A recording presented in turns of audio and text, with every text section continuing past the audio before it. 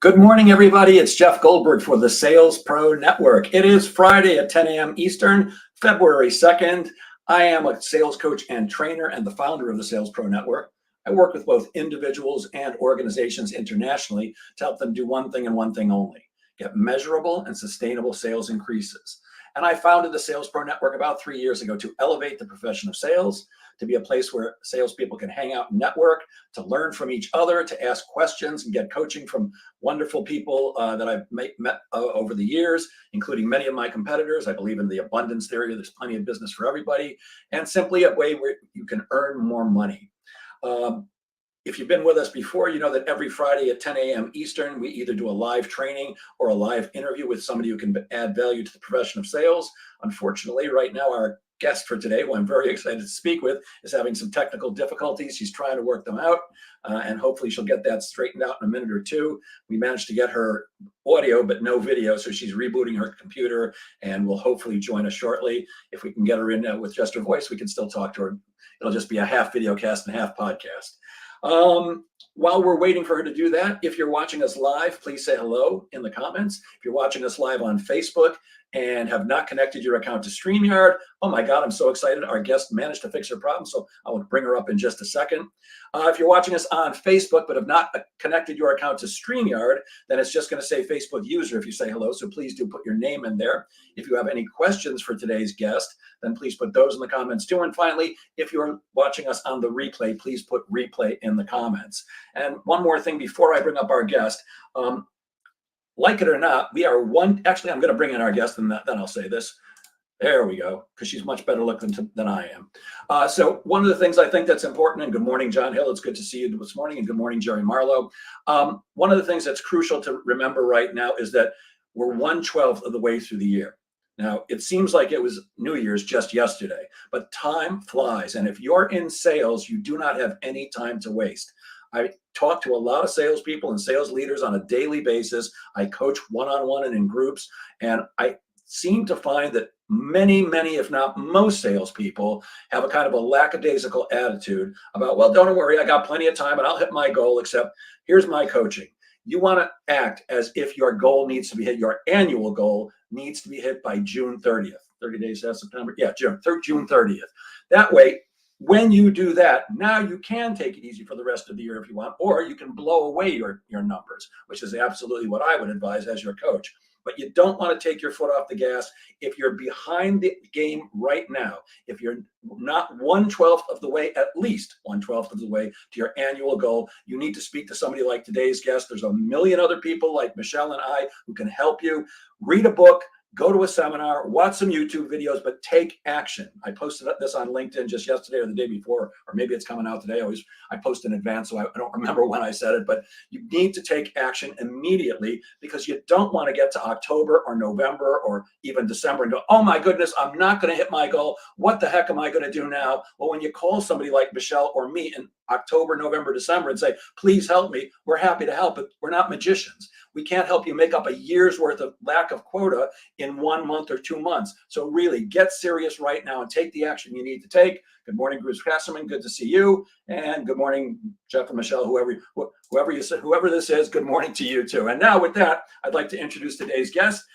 She is a sales coach and trainer like I am, except better looking, like I said, and probably better at doing it. She's a certified bank coach. And when I say bank, I don't mean like where you put your deposits. We'll ask her about that. She's a community advisor at Boss Academy. I don't know what that is, but we're going to find out about that today too. And she is the founder of Michelle Lee Coaching. Please welcome our guest today, Michelle Lee Myrter.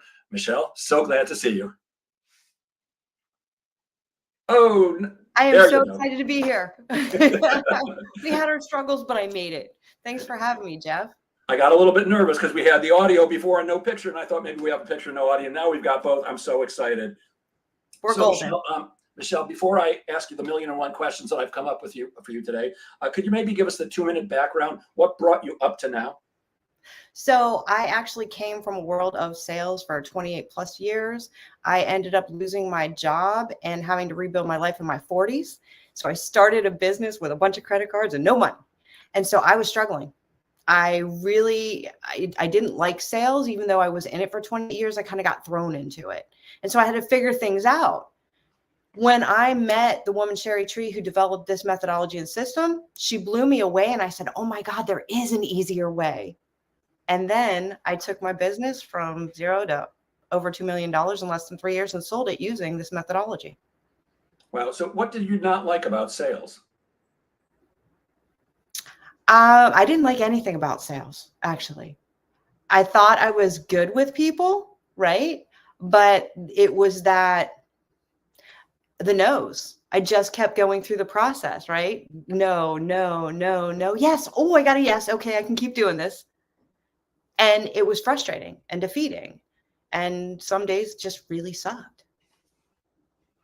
Isn't that just the nature of sales, though? I mean, it's, I think, silly to think that everybody's going to say yes. And when I meet people who tell me they have a 100% closing ratio, the first thing I always say is, well, I should be taking your course because I don't have a 100% closing ratio. And the other thing is when somebody tells me they close too high an amount of prospects, I tend to believe that they're probably only speaking to people who are easy to close, and that they'd probably get more business if they were working with some people who might challenge them a little. And by the way, if you can make enough money to do whatever your goal is by getting easy ones, I'm all in favor of that. It's just not the way it works for most of us. So is it realistic to expect everybody to say yes? Absolutely not. Not everybody's your person. Not everybody's ready for your product or service.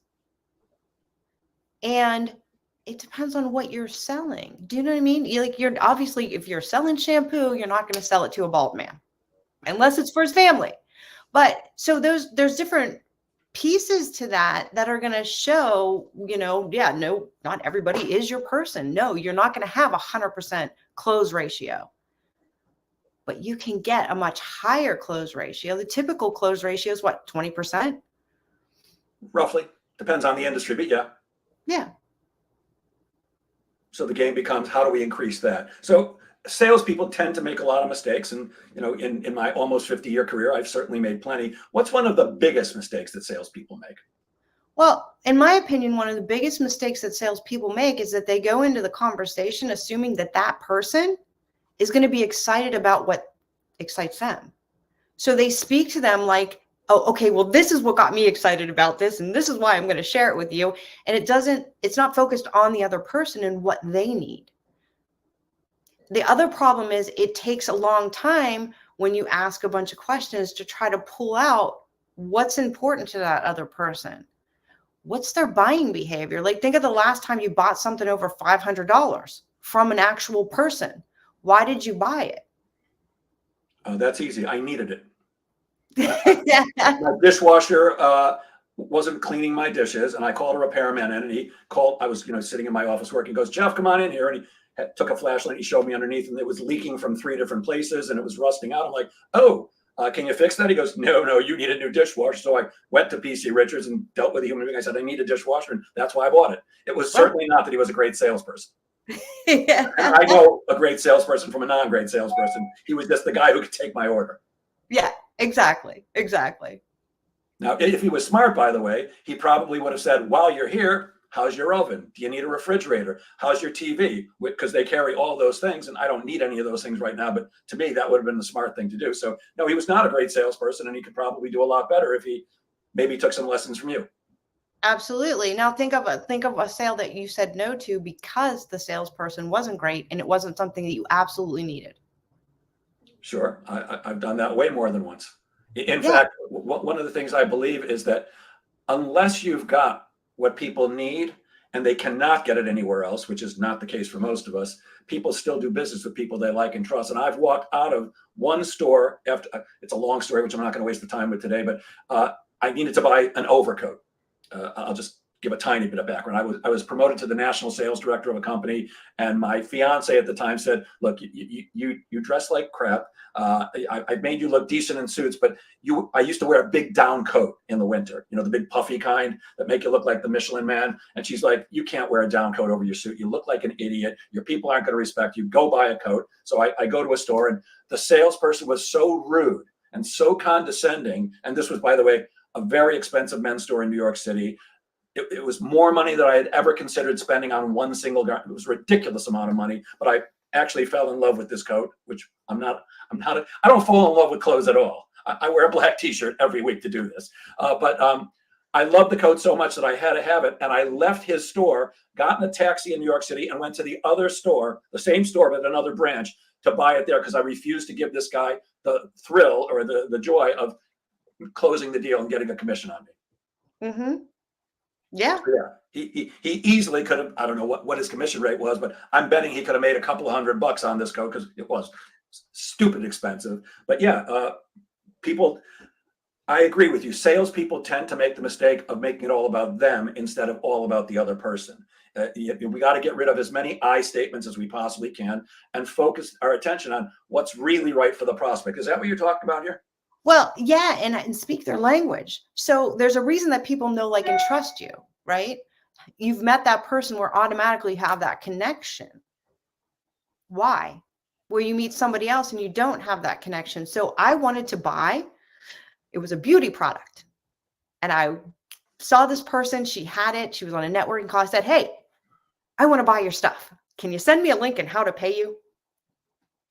Jeff, I got data dumped on. I learned more about this beauty product, where it was grown, how it was made, the formula behind it, on and on and on and on.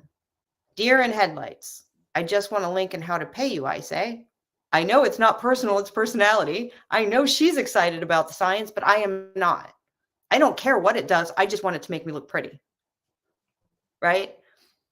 So it was a complete turnoff. And then when she sent the email, it was literally paragraphs and paragraphs with links and science and research. That's not what turns me on, Jeff. I just wanted her to get to the bottom line, send me a link and make it easy. Yeah, I think salespeople often talk themselves out of sales. And one of the things I constantly preach is make it easy for people to do business with you. It's not about you. It's not about what you want to say. Look, we all want to give our spiel, call it a pitch, which a word that I hate, or whatever it is. And salespeople love to do that, but that's not where we close business. It's just not. Look, I can talk with the best of them. I'm a professional speaker. I've been training salespeople for a long time, just like you. I know how to talk, but when I'm selling, I get paid to listen. I get paid to ask questions and listen, not talk. When I'm doing a live training or a speech, or I do stand-up comedy, I'm getting paid to talk, but not when I'm selling. So I'm with you a million %. And so many people, there's an old saying, sales is a numbers game. Is sales really a numbers game? That's one of the biggest lies I've ever been told. The reason why is because it's not about numbers. It's about people. When you focus on the people and not the numbers, that's where the magic happens. So when you're intentional, when you're a good listener, when you understand what's important to them and you're not just focused on getting to the next number, right? Okay, got to know. Just keep going, keep going, keep going. Yes, do you need to talk to people? Yes. But it's about people, not about focusing on how many people I talk to today. Let's make those conversations intentional. I would certainly agree with you. When you're in a one-to-one conversation, yes, you need to make the conversation intentional. But I think there is truth to the fact that if I speak with more people, I'm most likely going to close more business. To that extent, it's a numbers game, assuming I'm talking to the right people. So correct. But here's the thing, right? The point of it is to increase your conversion rate with the amount of people you're talking to. So yes, talk to a lot of people, but how do you increase that conversion rate? When you're playing the sales as a numbers game, it's more of a gamble, right? Okay, I'm going to talk to a bunch of people so that the majority of people I talk to, I'll close.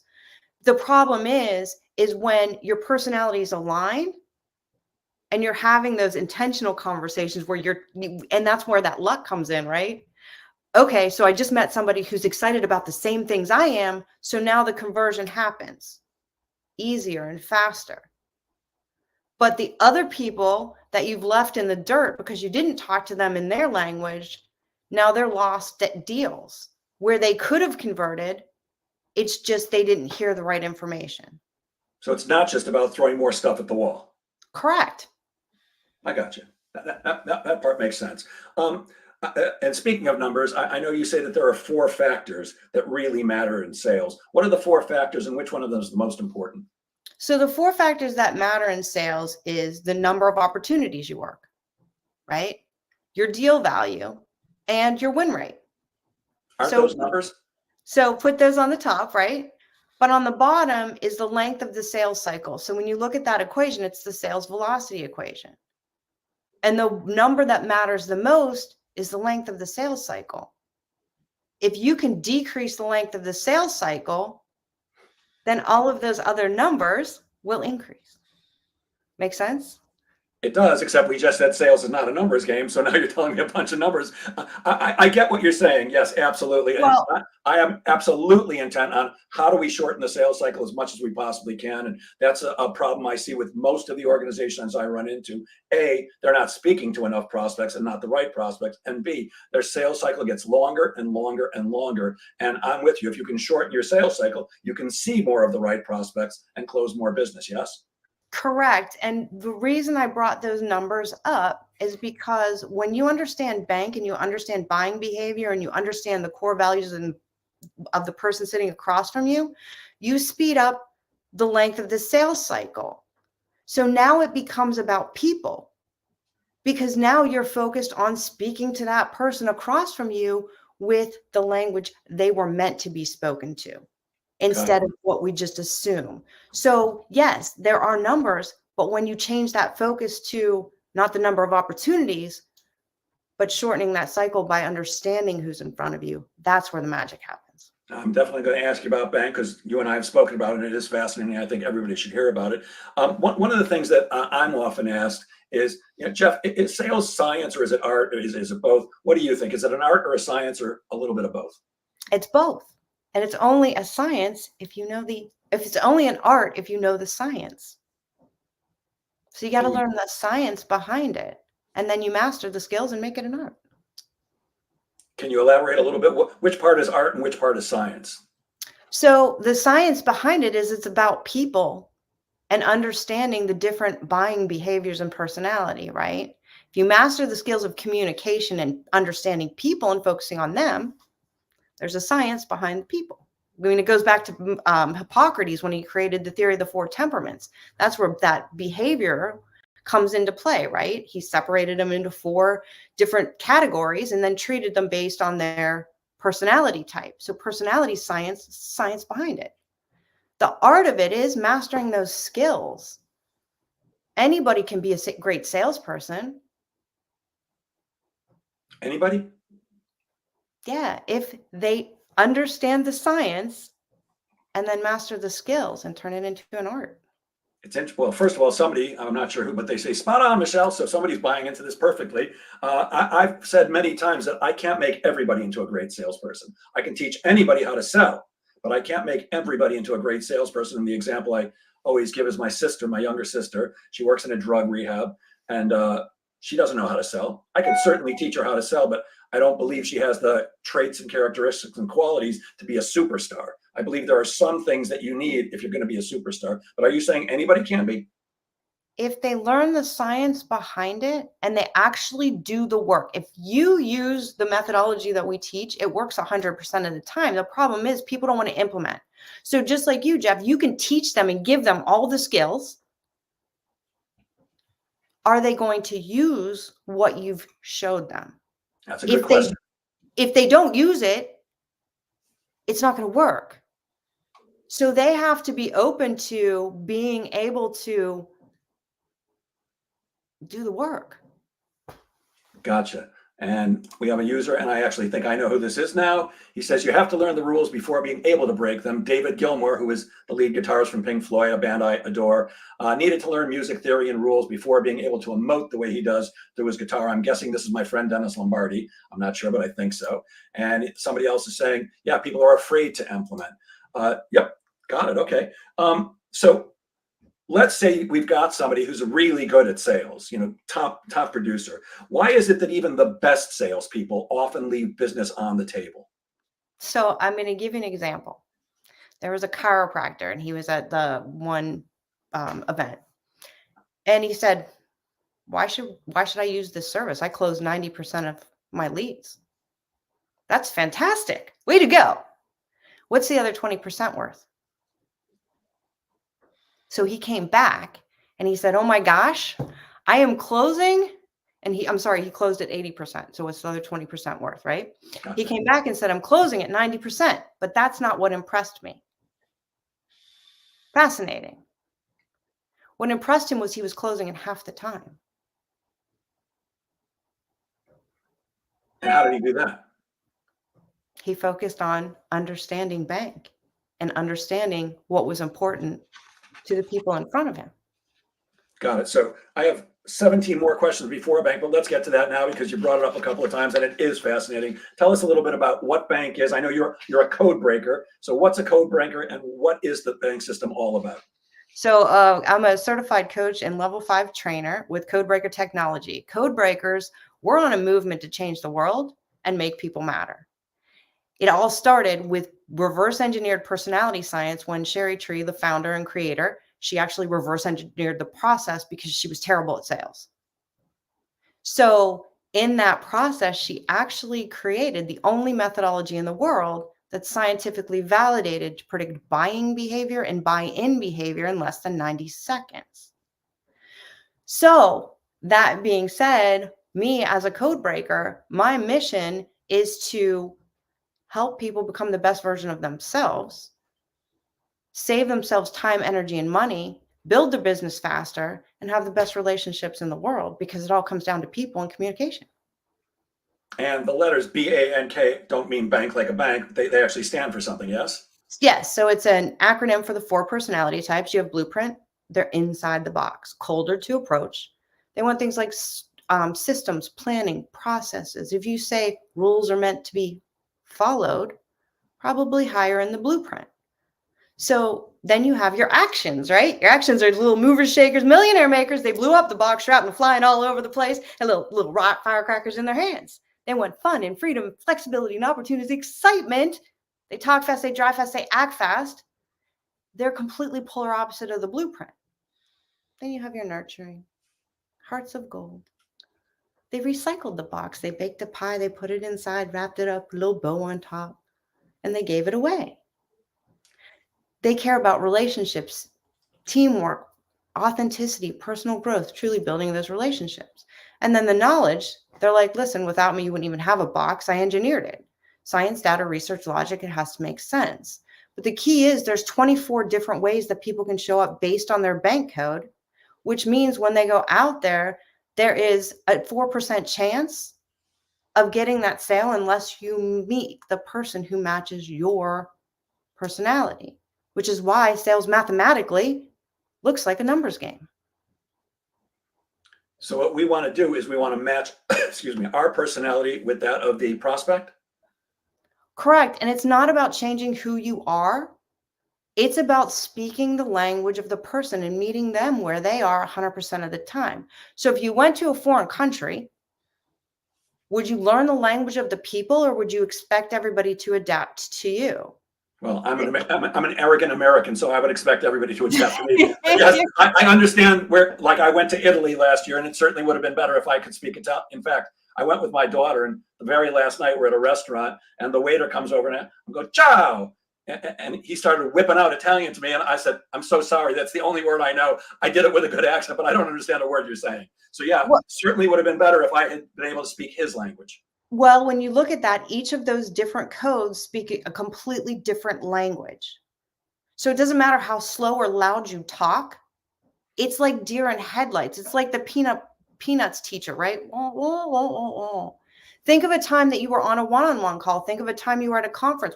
Think of a time you were talking to another human being where all of a sudden it was just like you glazed over and you're like, I have no idea what they're even saying right now. That happens often. And that's why. Because they're in a completely different language than you sit in comfortably and you're like, this makes no sense. I really don't even have a clue. And I am the guy, by the way, who will say, I'm sorry, I don't have a clue about what you're talking about. Right? Which most people won't. Prospects won't say that to you. They won't buy. That's how they say it, right? Yeah, exactly. And so that's where one of the biggest problems is when you're looking at a prospect and you're not meeting them where they are. That's when all of a sudden they go from, like for me, I'm action, nurturing, knowledge, blueprint. I'm somebody's best prospect. I say yes fast. Problem is, if they don't have an action personality, they don't understand how I can make that decision so fast without thinking about it, without all of the information, without the details, without walking through the presentation, right? So they completely talk me out of the sale. But if they're in action on the other end, they're like, oh, you want to buy it? Sure, here's the link. Brilliant, brilliant. Which is why the lady who was giving you all the details and the links and all that stuff about the makeup or whatever it was, she easily could have just said, here you go ahead and buy, because that's who you are. And she didn't realize that. She didn't, because she was focused on what she needed. She in her head, she's like, this person cannot make this decision without all of the information. I must provide her all of the knowledge so that she can make a decision based on facts. And that's probably the way she likes to buy, right? Correct. That's how she's coming at it in her own buying behavior, not mine. Doesn't matter how she buys it. Yeah, I've had the same experience, and I know I've shared this on the Sales Pro Network before, so I'll make it short. But I went to buy a car at one time. I had already done my research. I knew exactly what car I wanted to buy. I'm at the third dealership just doing price. I'm standing and staring at the car. It was I forgot. It was a Nissan, not Pathfinder. Yeah, Pathfinder. Big Nissan truck. At any rate, the salesperson walks over and says, I see you're looking at the no, I'm sorry, it was a Toyota 4Runner. That's what it was. I'm at the Toyota dealer. And I'm staring at it. He goes, I see you're looking at the 4Runner. I'm like, yeah. He goes, are you interested? I'm like, what gave it away? I'm staring at it. And he says, let me tell you a little bit about it. He pops the hood and starts explaining crumple zones and safety features. And I actually let him go on for a minute. I said, look, man, I'm only interested in two things.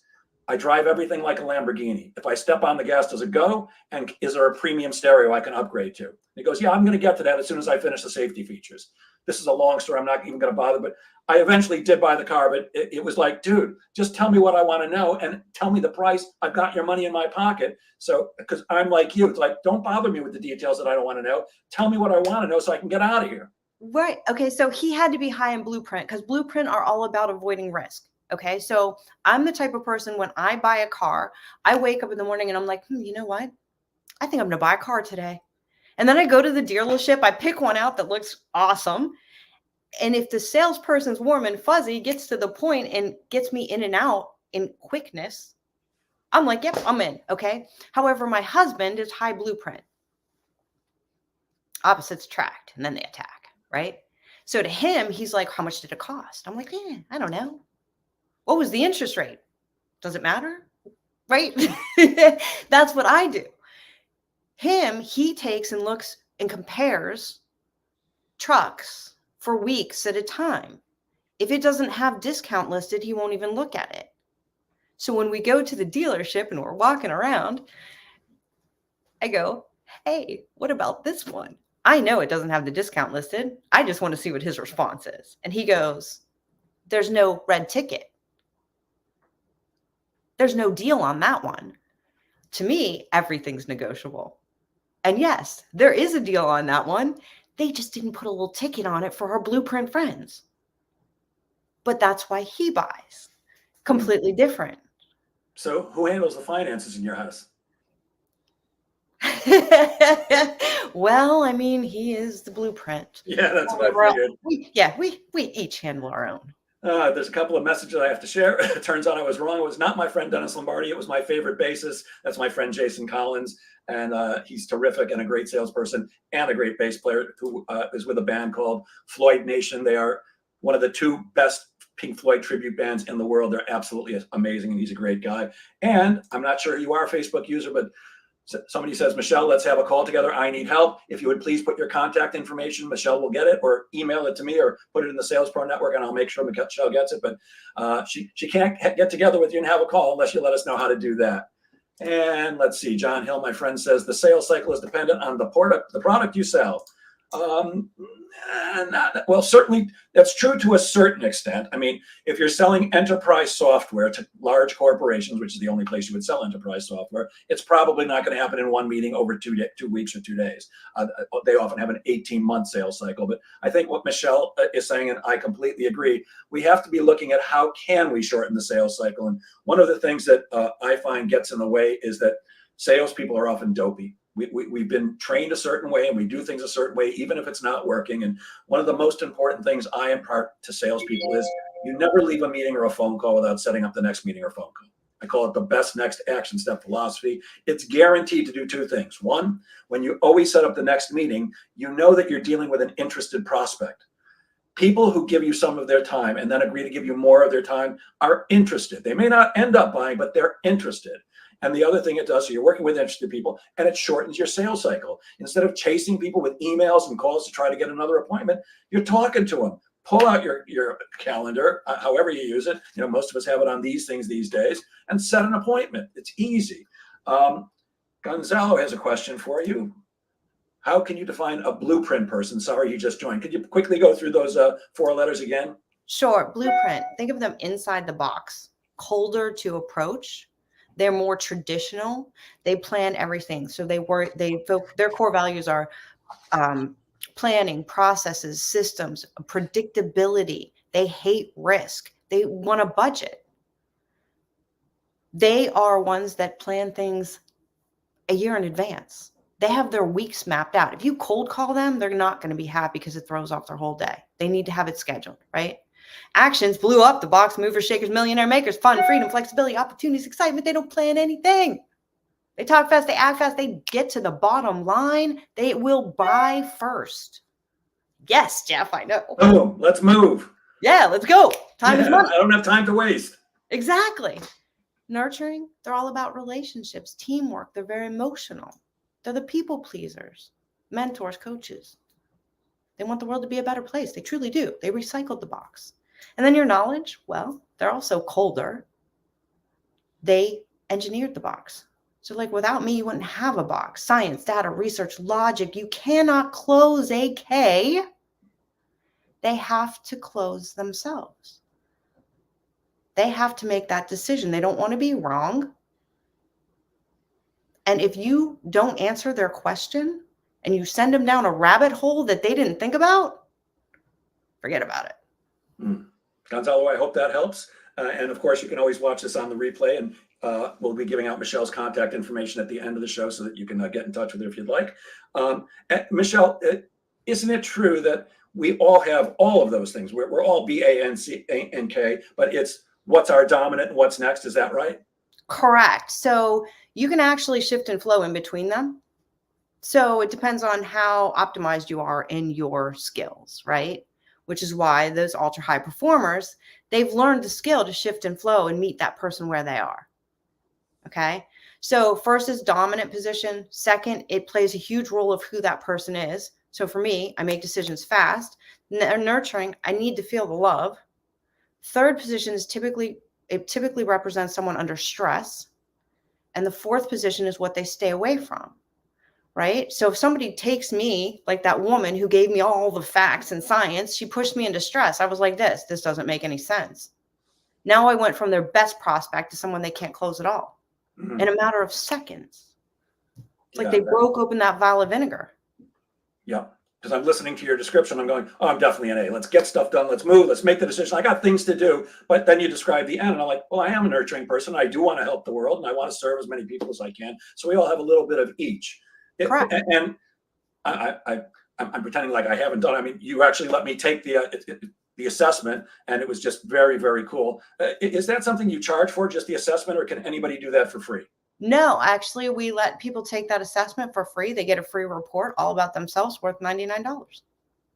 It was very cool and very revealing and fascinating when Michelle gave me the results and told me about it, because I kept going, yeah, that's right. Well, yeah, that's absolutely on target. And if I'm hearing you right, the B.A.N.K system, if a salesperson learns the B.A.N.K system and understands it, you're saying in 90 seconds they can figure out what their prospect's buying pattern is, whether they're a B.A.N.K or an NA, whatever it is.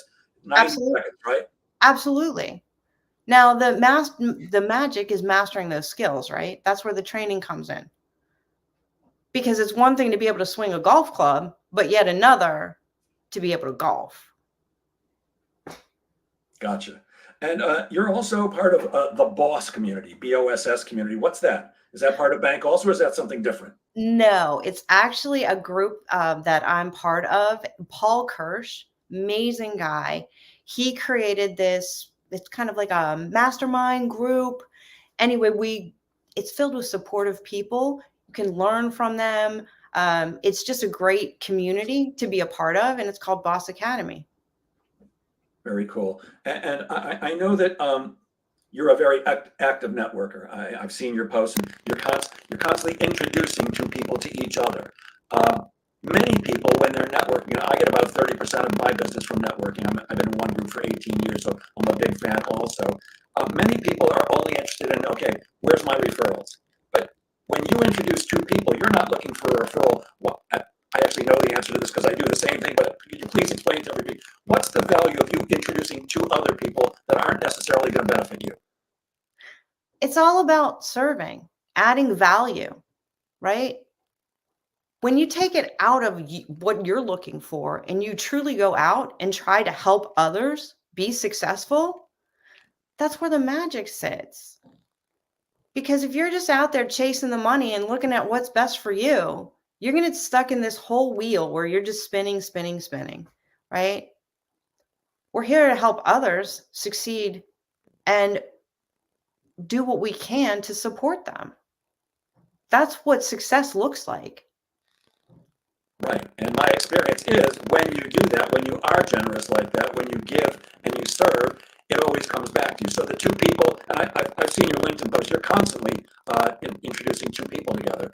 When you do enough of that, it always comes back. It may not be those two people that you introduce that are referring you business or doing direct business with you, but somehow you always get paid back. And I think that you know the woman I'm about to mention. Do you know Suzanne Taylor King? Oh, yes. She's fantastic. She's magical. Absolutely, positively, I adore. In fact, you might have introduced me to her, or she might have introduced me to you. I can't remember which, but I was chatting with her just this morning about this, and I was explaining to her. I made a post about that closing is one of the best feelings in the world. When somebody says yes to you, they're saying, "I trust you," and that's a really, really good feeling. And my question on this post was, how often are you getting that good feeling? And she had commented on it, and we were just chatting privately, and I said, Uh, it's just so cool. I had a deal close yesterday, and when I say it closed, I did not close it. I never had to ask a closing question. It was one of those easy conversations where the guy at the end just said, "Okay, how do I sign up?" Which, Right. of course, that's what we all want. But the point is that it came because about either 2 or 3 weeks ago now, I was out of my house at 4:45 a.m. on a day that it was 22 degrees out. He's laying behind me, so I'm going to have to spell this. W-A-L-K-I-N-G, the D-O-G. If I said those words, he would have jumped up just now, and it's not time for that because I'm talking to you. But 4:45 a.m., 22 degrees here in New York, and I'm doing that thing. Because I had to get into New York City, I'm about an hour from there by train, and then I had to take another subway to get to where I was going to give a speech for free in front of 40 people. Now, why would I give a speech for free in front of 40 people? Well, I believe in giving. Now, did I also understand that I'm being exposed to a new audience where something might come of it? Absolutely, but I truly do believe that when I give, I get. And here's what happened. A guy reached out to me a couple of days ago via email. He said, "Hey, I got your name from somebody who saw you speak at the New York Alliance. Can we talk about sales coaching?" Can we talk about sales coaching? Yeah, you're damn right we can talk about sales coaching. And we set a meeting, and for those who know the phrase, it was a one-call close, and I did not close it. There was no magical selling there. Look, you and I are highly experienced. I've been doing this a long time. I know how to take people through a process, and certainly we did some of that, but it certainly was not that I closed in. At the end of the conversation, he simply said, "How do we get started?" And I said, "Here's how we do it." So I think that's the goal, and I'm pretty sure that you're saying that that's what the bank system does. It takes you to more of that rather than, "Would you like to buy? And here's why you got to do it." Am I right? Well, exactly. Exactly. It speeds up the whole process because you automatically know what is important to them. I need to know how to communicate to that person. And that bank system gives you the ability. And it's not just in sales, it's in relationships too. It's all about relationships. Gotcha. And because you are an active network, do you have any tips for being a more effective networker? I know I speak to a lot of people who tell me, I've been in a networking group for 3 years. I'm not getting any referrals. What are some of your best tips for being a better networker? Build those relationships. Focus on adding value to the groups. If you're in networking groups, invite people to the groups. You'd be shocked at how many people don't invite people to the groups. Oh, I wouldn't be shocked at all. So focus on other people without an expectation. That is one of the biggest things that I could say. Because if you're expecting something in return, you will always be disappointed. Actually, Suzanne was a guest at my network. It's not my group, the group I belonged to for a long time, a couple of weeks ago. And I always tell people the same thing when I invite them. First of all, if you've been to networking organizations before, I promise you this is unlike any other you've ever seen. And I've spoken in a gazillion networking groups. The one I'm in is very special, not just because I'm in it. It's the facilitator to me. The person who's running the group makes it magical. But I'm constantly inviting people, and I always say the same thing. A, it's not like anyone you've ever seen before. And B, I have zero commitment to you joining. Don't care. Would love to have you as a member, but I don't care. Just come and experience it so you can see what real networking looks like. And there's not a single person yet who's come as my guest and has not said, wow, you were right, Jeff. This is very different than the typical group that I've seen. So yeah, I'm a big fan of inviting everybody. And we have a saying in our group that guests are gold. Whether they join or not, they know a lot of people. And obviously our facilitator is going to ask them questions about what do you do, what's your background, and who do you know? Because whether you join or not is besides the point. You come as my guest to my group and you don't join, but I'm still going to have what we call an opportunity call or a one-on-one with you to get to know you, because you may know people that are right for me and I may know people that are right for you, even though the two of us are in the same business. Because I said it before you came on when you were having the technical difficulties. I invite people like you all the time onto the show, even though you're technically my competition, but I believe in the abundance there. I say there's plenty of business for everybody. And the other thing is, some people might listen to me and go, nah, I don't want to work with a wisecracking Jew from New York, but I do like the lady from Pennsylvania. And vice versa. Sometimes it's just personality. Speaking of Pennsylvania, by the way, today's Groundhog Day. Have you ever heard any word from Punxsutawney Phil yet? I haven't. And oddly enough, I'm in New York today. No kidding. Where in New York are you? I'm in West Harrison, White Plains. Okay. So for real New Yorkers, there's New York City and Long Island, and everything above that is some other country that I can't. I'm only 20 minutes from the city. But yes, and you said some amazing things. One thing is, I don't believe in competition. What you do is different than what I do. So I always find ways to collaborate with people. I work with sales coaches and trainers all the time for that reason. And with the networking piece of it, think about every person you meet, even while you're prospecting or networking. Every single person you meet, if you make that connection and you add value to them, it opens your world up to another network of people. Think of how many people they know. So that's why it's so important to connect with the people, every person that you're meeting in front of, whether it's a prospect or just a one-on-one. 100%.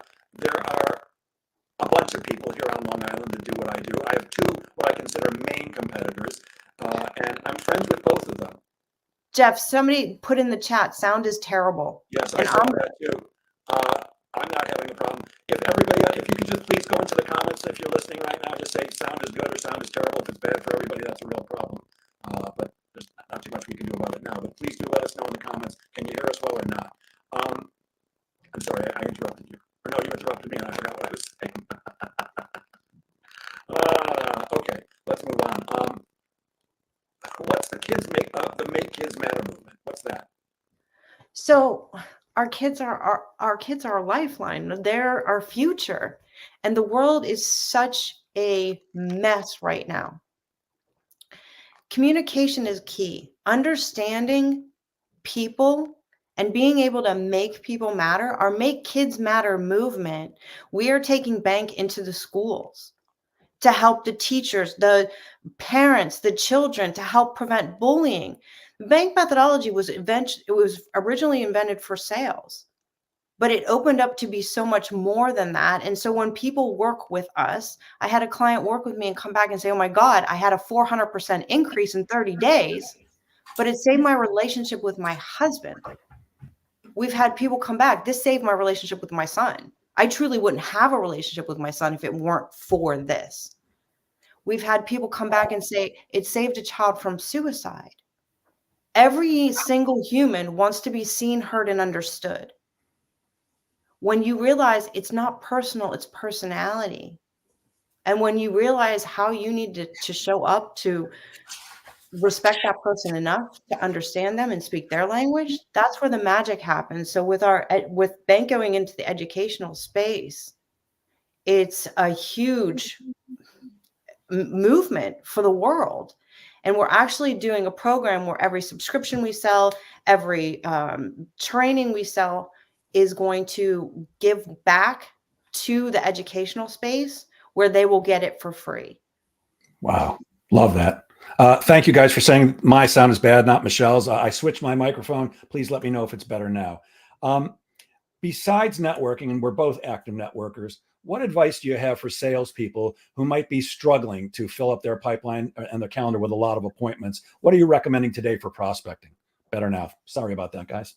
So one of the things is that focus on what you're doing.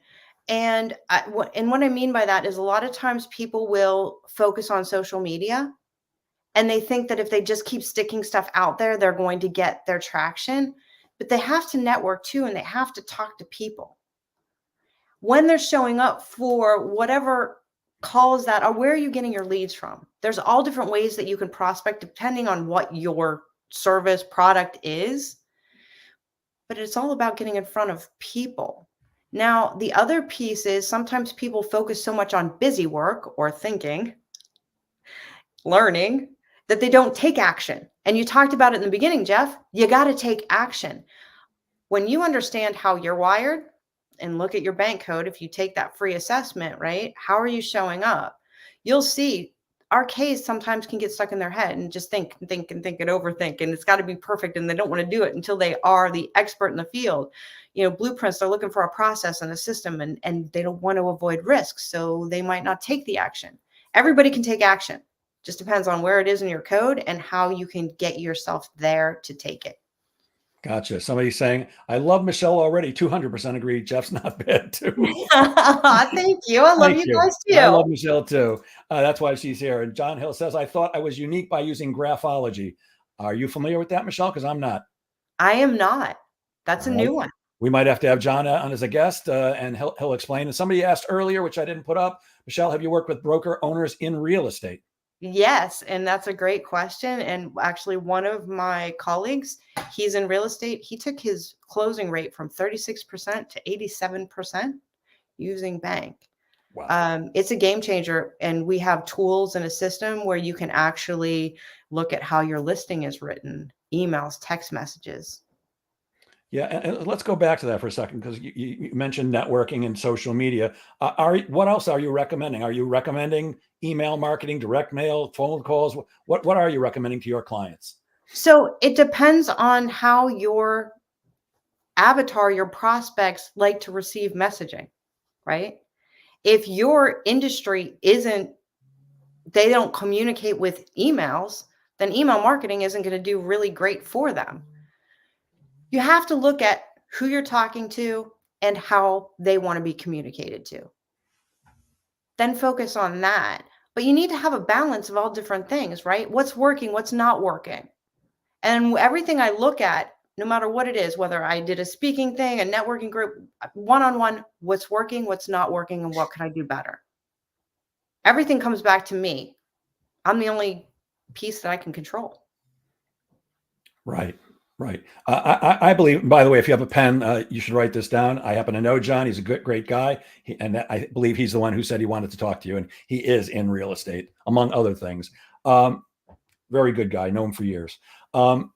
Yeah, I recommend a blended approach to prospecting, because you just don't know what's going to be working. I believe that it depends on which report you read these days, but almost all of them agree that today it takes 16 to 18 touches just to get somebody to respond. Now, I'm always trying to cut that down, but if that's true, that means you could make 16 cold calls and leave 16 voicemails or send 16 emails. But I believe that if you try a bunch of different things, first of all, you're going to figure out eventually what's working and what's not. How does your avatar want to be contacted? And it could be industry-wide, but it's often just a particular thing per person. But I think if somebody just gets 18 messages on their voicemail. That's different than they got 5 messages there and they got a piece of direct mail and a few emails and a reach out on LinkedIn. That's what I typically recommend, because what I want is people to go, who is this guy? You know, I keep seeing his name. Maybe I should answer one of his calls or his emails. And I love LinkedIn. I love social media for developing business, because me personally, and this is not for everybody, but I hate cold calling. I love teaching it. Don't want to do it. I'd rather live in my car, not the one that I was telling you about before, my newer one, but I'd rather live in my car than ever have to do it again. I do it once a month just to make sure that when I'm teaching people, it's still working. But and I built my business that way. I mean, when I left the sales training company that I worked for before I opened my own, I had nothing to do all day. I wasn't going to take their clients with me, even though I could have. I'm not that kind of guy. I sat on the phones for days and days and days and just filled up my calendar with appointments. But I became good at other things like networking, like social media, so that I could not do what I don't want to do. I think that's part of success in life, is figuring out what are you good at and what do you enjoy doing, and then find somebody else to do the other stuff. I actually co-authored a book called Leverage Your Laziness, which that's what the whole thing's about. You're going to be happier and more successful if you focus on the things that you're good at and enjoy doing, and let somebody else do the other crap. Just doesn't make sense to me. So any thoughts about AI in sales? We hear a lot about AI. I get a lot of people asking me almost on a daily basis, is AI going to replace us in sales, Jeff? What are your thoughts about using AI? And do you think AI is going to replace us? So we actually have an AI. And our AI has empathy built in. So we're high tech and high touch. The problem with the other AI is it's high tech, but it's missing the human component. So we have an AI that works with Chat CBT, which is code breaker tech, right? Where we're actually focused on the other person, and it will decode them, give you the language they're speaking, give them their bank code, and then you can respond in that language. So you're speaking their language and meeting them there 100% of the time. We also have a LinkedIn extension that decodes people in nanoseconds, and it will give you sales tips, what would trigger a yes, tripwire a no, negotiation skills, even hiring, recruiting, how to handle them when they're under stress. It gives you all that information. It's like having a sales tool right there on your shoulder, like the top salesperson in the world saying, hey, listen, this is what you need to do to meet this person where they are. Wow. And go ahead. And is that based on the posts that they make, or is that simply based on their LinkedIn profile? Where does it get the data from? So the LinkedIn profile actually scrapes their about section, their work history, and their education. Now, it can be wrong, because keep in mind, some people don't write their about sections, but there's ways to look at that. You can decode an email, a text message. For real estate, you can decode the listings. We've had people come back. I had someone use this in their email, and it actually saved $1 million deal, because yes. Wow. Yes. And it's crazy. We have people come back and say, oh my God, these people aren't ghosting me anymore. I've changed my messaging. If you're cold messaging people, then you got to balance those codes, because you don't know who your audience is. The best way is to have people crack their own code. So to answer your question on LinkedIn, it's scraping that whole section. You can go and take that and decode a social media post or an email, and you'll be able to see if there's something consistent showing up. And we teach it in speed coding too, on how to actually look at profiles and understand when you're meeting people one-on-one, what's their background, what clothes are they wearing, what words are they using, how are they showing up? And then you can decode them in a couple. So before you even reach out to them, to prospect to them, you've got an understanding of who they are and the way that you should speak with them and deal with them. Yes. Exactly. I have it on my calendar link. So when people meet with me, they have to crack their code first. And I give them my code. My code's not a secret. It's about both of us connecting and both of us having that information so that we can have a great conversation and truly connect. If I'm right, you actually have your code in your auto signature, don't you? I do. Yeah. I remember. Okay, good. And so let's say somebody's interested in the bank system. Obviously, they need to talk to you so you can fill them in about it. But if you're going to use this effectively as a salesperson, there's a training they have to take, right? So there's a couple of the different ways we work with people. There's on-demand training. We have, like I said, the technology, and then I offer a 2.5-day training as well as coaching programs. And then there's actually trainings all the way up to master communication mastery. Got it. So let's say you're somebody like me who, let's get it done. How quickly could somebody like me, assuming I put in the time that whatever it does take, and I have half a brain, which is about what I've got, how long would it take somebody like me to be good enough with B.A.N.K that I could start doing some of the things that you're talking about? Understanding people in 90 seconds and like that. Right. So here's the thing. When you learn B.A.N.K, you can't unlearn it. And you can start implementing it immediately because it's easy. And that's one of the things that's key. It's easy for anybody to understand. We even have cards that will crack 3- and 4-year-olds codes. And they get it, right? So understanding that you can learn it like that and start implementing it, it opens your eyes up to a whole new world. Once you hear it, you can't unhear it. And I know that the people who are involved in B.A.N.K are incredibly excited about it. I've seen videos of, you guys have big, conventions and things where people are out of their minds excited because they do seem to be truly dedicated to making the world a better place, not just to sell more stuff, but just like the children thing that you were talking about. Can you talk a little bit about the organization itself? The organization is something I've never seen. I mean, these people are truly out to change the world. This is a movement to make people matter. Our world is broken. I think it's 3,000 children committing suicide every day. Like, look at the mess that's here. If we don't change it, we all have to come together and change it. And we can. But the first piece is, let's come together. Let's join arms. Let's teach people how they can be the best version of themselves, how they can truly love the people around them and build stronger relationships with everybody. It's not personal, it's personality. We need to stop fighting so much, stop judging so much, and love more. That's pretty damn good advice. I like that a lot. And weren't you recently recognized at, I think, an international convention for something? Yeah, actually, I spoke on stage about networking, and I just got 2 awards. So I'm one of their top producers and top trainers and coaches that's in the organization. Love that. Michelle, we're running out of time, so I'm going to share oops, I didn't do the right thing. I've got to hit this. I'm going to share my screen. Okay, so hold on.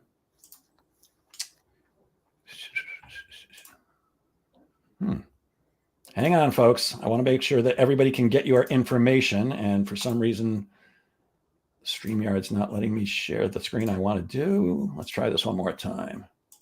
Bingo. Okay. So this will be turned into a podcast. For those who are going to be listening to it, could you please explain how people can reach you if they're interested in working with you potentially, if they're interested in a bank assessment?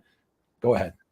So you can reach me on social media. My email is my first initial and last name. So it's mmyrter@gmail.com.